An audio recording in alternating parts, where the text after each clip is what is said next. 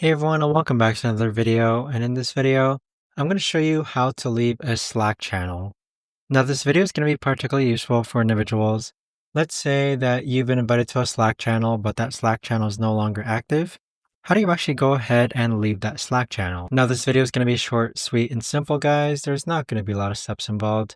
So in order to do this, here we are on an example Slack channel. And I've been invited to the Slack channel right over here. Now, if I want to go ahead and leave the Slack channel, all you've got to do is hold and press it down and then click on Leave Channel. Next, you're going to receive a confirmation that you want to go ahead and leave this channel.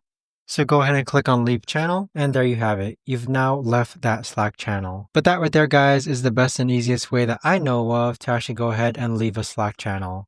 If you guys know of a better or easier way to actually do this, let me know in the comments down below.